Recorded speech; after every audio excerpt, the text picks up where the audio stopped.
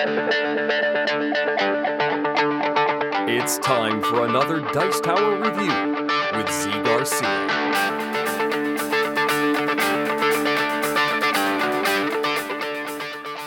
Hey everybody, today I'm taking a look at a Game of Thrones, Hand of the King. Hand of the King, baby!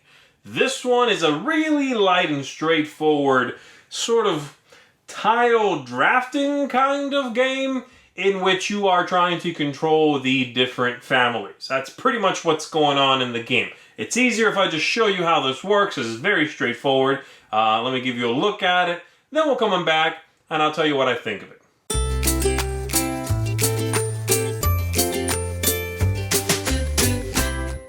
To set up the game, we lay out the character cards in this 6x6 pattern randomly, and we put the rest of the components aside, mainly the banners here. We're also going to shuffle up the companion cards and reveal 6 of these face up somewhere on the table. I'll get to these in just a little bit, but there would be 6 of these set up face up somewhere, and then you pick a start player. You are ready to begin. The objective of the game is to have the most banners at the end of the game. And the way you are going to be acquiring those is by gathering the family members. And the way you do that is on your turn, you are going to move this character here, which is going to end up somewhere randomly in the display. You're going to move them in a straight line, and you can move them to any family member you want in that line. So for example, if I want to move this character here to Tyrion Lannister right there, I can do that, and then I would pick up every character from the Lannisters along the way. So everybody of the same family, of the same banner that I've passed over or ended on. So I could do that. I could jump to here, and then I would take this one and leave this marker there. As soon as I have a majority in one of the families, and the number down here, by the way, as you see the matching banner there, the number is how many cards there are in that grouping. As soon as I do that, I'm going to get the matching banner and put that in front of myself. And then it's the next player's turn. And they would do the same thing I just did. So sometimes you get more than one character, sometimes you get just one. They could jump all the way down here and get both of these Greyjoys, okay? And they would put those in front of themselves. And there goes the banner with that. As soon as someone not just beats you, but matches you for characters in a family, they're going to take the banner away from you. So you have to be very careful about that. And as you can see, there are 8 starts, but there is a family that has just 2. So these here, there's just 2 of them. So it's very easy to control that one, but you have to be aware of where they ended up in the pattern here.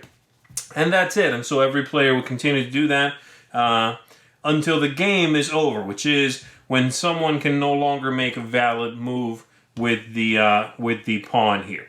The cards I set aside at the beginning, these companion cards, as I said, you're going to have 6 of these revealed face up on the table, and you are going to be able to trigger one of them as soon as you are the person to take the last character in one of the families. So, for example, going back to the Greyjoys here, whoever takes the 7th Greyjoy is going to take a look at the special companion cards here, and they're going to be able to trigger one of them, and they do all sorts of things like kill other characters in people's hands, move characters around, steal characters, things like that.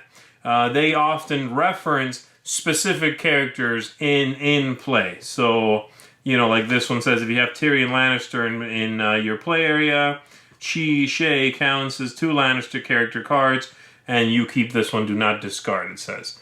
So that's how that works. So you want to look at those at the beginning of the game just so you have an idea of what's possible and what you kind of want to go for during that game. Continue doing that, continue manipulating this until, like I said, the game is over, and the most banners is going to be the winner. If there is a tie, which is not unlikely, then you go from the biggest family down. So Starks would break that tie, etc. There is also a variant which is for teams. If you play with 4 players, you can play in teams of 2-on-2, and there's even a variant with these 3-eyed crows, which is just to limit communication when you are playing with teams. And forcing the players to not be able to talk unless they spend one of these tokens in order to do that. It's a minor thing, but it's there, and the team variant is a nice inclusion into a game like this. That's pretty much it. I think that gives you an idea of how this game operates. Let's go back up top. Let me give you some final thoughts about A Game of Thrones, Hand of the King. As you can see, a super light game, but that's not a bad thing. I really light games as long as they have some interesting choices, some interesting, clever design ideas. And I think this game does. Now, I will say, let me say right up front, I'm not familiar with the setting here. I'm not familiar with the books. I'm not familiar with the show. But I found it didn't really matter. I was told by someone I played with that the cards, the companion cards, the little ones that are on the side and you trigger whenever you complete a family, that those could potentially have spoilers for the TV show. I don't know that, so just be aware of that. I figure it's not a big deal, but you know they might reference characters that died in the TV show, etc. So there's that. But other than that, the game looks great. It's got a very stark look to it.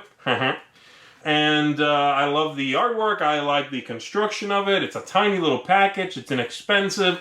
The gameplay is quick. It's better with fewer or the partnership team. If you play with 4, everybody for themselves, the tactics aren't as rich, you know. But a 2-player game where every move you make directly informs the move your opponent makes or possibly does, that's cool. And this game is very clever and simple that way. It's really light, rules, a nice amount of tactics, and I'm a fan of that. So, perhaps, I'm not sure, my main concern, I guess, is the theme here is clearly pasted on, right? It doesn't matter at all, and I wonder if the theme's going to turn people off who would want this kind of game, or if the people who like this theme are going to play the game and go, wow, that's light. That was so light it floated away, right? That's my concern. I guess it doesn't matter. Just be aware it's really, really light when you're going to get into it, you know. But I myself enjoyed it. I thought it was cool. I have no attachment to the theme, and I still liked it. So, there you go. That is A Game of Thrones, Hand of the King. Check this one out. It's a nice little filler, and I enjoy it. Thanks so much for watching the Dice Tower videos. Find more great videos and reviews as well as our top-rated audio podcast at Dicetower.com. You can also find other great shows at Dicetowernetwork.com. I'm Eric Summerer, and you've been watching The Dice Tower. The Dice Tower is sponsored by Cool Stuff Inc., where you can find great games for great prices. Cool stuff in stock. Check them out at CoolStuffInc.com.